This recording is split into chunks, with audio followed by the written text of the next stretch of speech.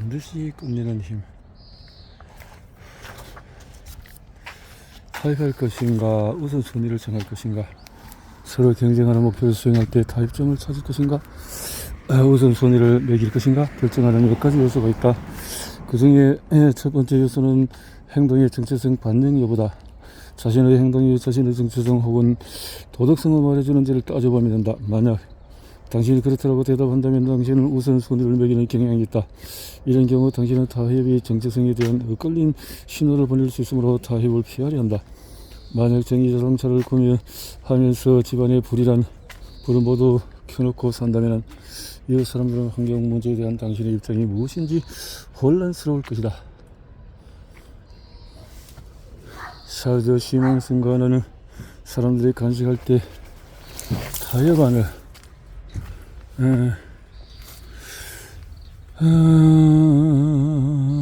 당신은 건강한 먹거리에 관심을 갖는가? 당신은 맘만 있으면 된다고 하는가? 를 묻는 안내문을 설치하자 두 가지를 모두 선택하는 사람은 거의 없었다. 우선순위를 정하는 또 다른 이유를 설명하기 위해서 다음 두 질문에 솔직히 대답하기를 바란다.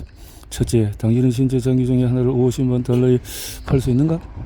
둘째, 당신은 돈을 받고 섹스를 할 수 있는가? 질문이 당황스러울 것이다.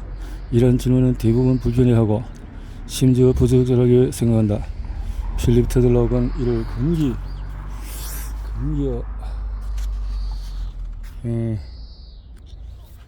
그런 게 없어. 거리라고 불렀다. 우리는 인간의 신체와 같은 신성 가치를 돈과 같은 세속적 대상과 교환한다면 도덕적으로 잘못된 거리라고 생각한다. 도덕적 딜레마에 빠졌을 때 우리는 세속적인 것을 무시하고 신성한 가치를 만족시켜 줄 해결책을 선호한다. 다시 말해서 돈보다도 건강을 우선순위에 놓고 그것을 선택한다. 금기거리가 객관적으로 잘못됐다고 보진 않는다. 많은 사람이 그렇게 생각할 뿐이다. 금기거리가 객관적으로 잘못인지의 여부는 철학적인 논쟁거리이며 철학자들은 해당 문제를 해결되지 않은 상태로 넘겨두고 싶어한다. 결과에 따라서 인간의 행동을 평가하는 목적론자의 윤리를 따르는 사람은 불편하도록 타협을 받아들인다.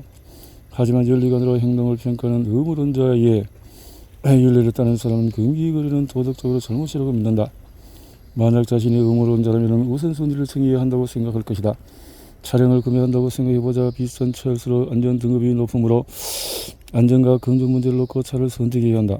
차량 문제에 도덕적인 틀림을 보고 의무론적인 윤리관을 따르는 사람은 구매 능력이 되는 선에서 가장 비싼 차를 선택한다. 반면에 목적론적인 윤리관을 따르거나 차량 구매와 도덕성이 무관하다고 생각하는 사람은 타협안을 찾는다. 안전도가 매우 높으면서 지나치게 비싸지 않은 차를 구매할 것이다. 타협할 것인가 우선순위를 정할 것인가의 문제는 목표 수행 행동 간의 관계에 달려있다. 예를 들어서 TV 시리즈를 시청하는 대신에 지금 이 책을 읽고 있다면 책을 다 읽고 나서 TV를 시청할 것이다. 이 책을 읽고 다른 책이 필요하다면 책의 내용을 보완해 줄 만한 다른 책을 읽을 수도 있다. 일반적으로 어떤 행동이 다른 행동을 대체할 때 하나의 목표를 수행한다면 다른 목표를 수행할 수 있으므로 타협안을 찾는다. TV를 시청하는 대신에 책을 읽는 경우에 책을 다 읽고 나면 TV를 볼 수 있는 시간이 생긴다. 반면에 행동이 서로 보완관계가 있다면 어떤 행동을 수행하면 유선 다른 행동이 더 매력적으로 보이므로 우선순위를 정한다. 예를 들어서 행동과학과 같은 특정 주제에 관한 지식을 얻기 위해서 이 책을 읽는다면 다 읽은 후에 다른 책도 읽고 싶어질 것이다. 타협점을 찾도록 이끄는 한 가지 요인이 있다. 바로 수치 정보다. 엔진의 마력, 아파트의 평수처럼 숫자가 함께 제공되는 선택지를 생각해보자. 칼로리, 가격표, 품질, 등급 같은 숫자를 접하면 사람들은 타협점을 찾는 경향이 있다. 예를 들어서 브로콜리, 체다, 수프와 그릭 샐러드 중에 하나를 선택해야 할 때 보통은 반반씩 주문하지 않는다. 하지만 수프 얼마, 샐러드 얼마 영양 성분표를 본다면 반씩 주문하는 것도 현명한 선택이라고 생각할지 모른다.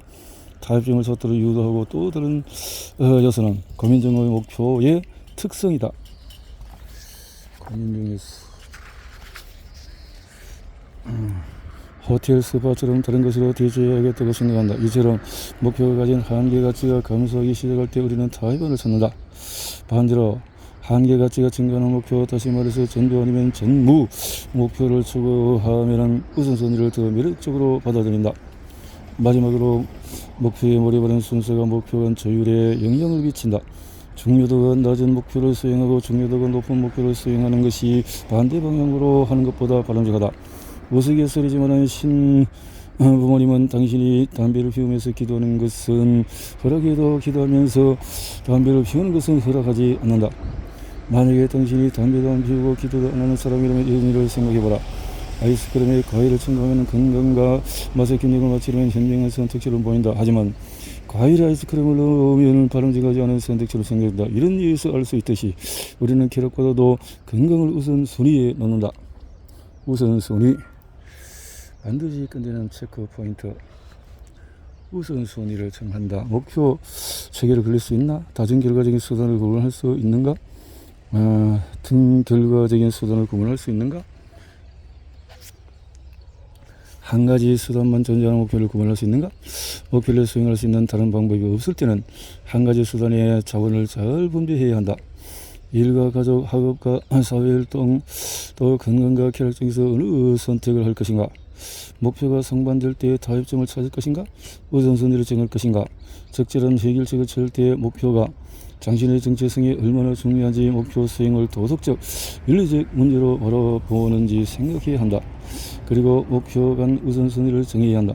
하지만 목표를 수행할수록 추가되는 행동의 가치가 감소한다면 우선순위보다도 타협점을 찾아야 한다. 10장에 외부의 유혹에 흔들리지 않도록 너를 통제하는 법은 창세기를 보면 소돔 땅에 사는 롯의 일가가 등장한다. 어느 날 밤에 성문에 앉아있는 롯에게 두 천사가 찾아와서 말했다. 사람들의 아우성이 너무 커 하나님이 우리를 보내서 소돔을 멸망하라 하셨다.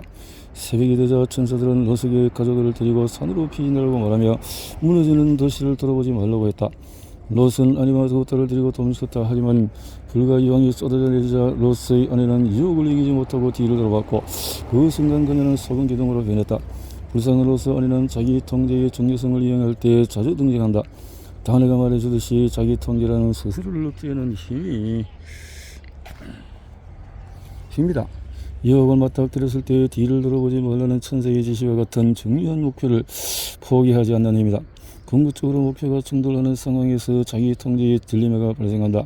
이때 자신이 해야 한다고 믿는 일과 하고 싶은 일 사이에 하나를 선택해야 한다. 아침마다 출근 시간에 다가오지만은 1시간만 더 침대에 누워 싶은 마음이 떠올리면 이해하기가 쉽다.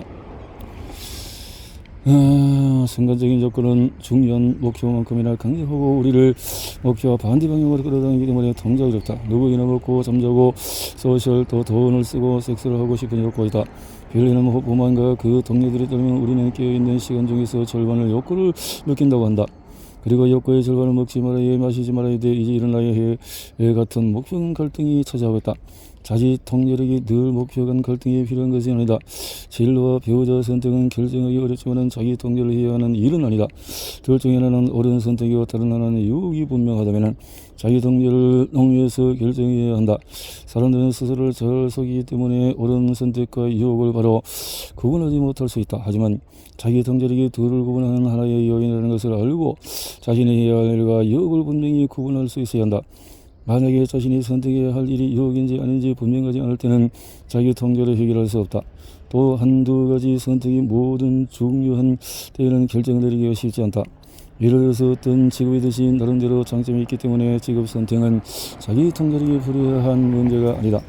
목표가 상충해서 자기 통제력이 필요할 때는 목표가 어떤 유형인지가 중요하다. 행동을 취해야 하는 접근 목표라면 인내하고 앞으로 나아가는 데 자기 통제가 도움이 될 것이다. 우리는 오랜 시간 자기 통제에 관해서 고민해 왔다. 현대사회에서 자기 통제력은 학업적인 성취, 취업, 저축관계 유지 능력과 연관이 있다.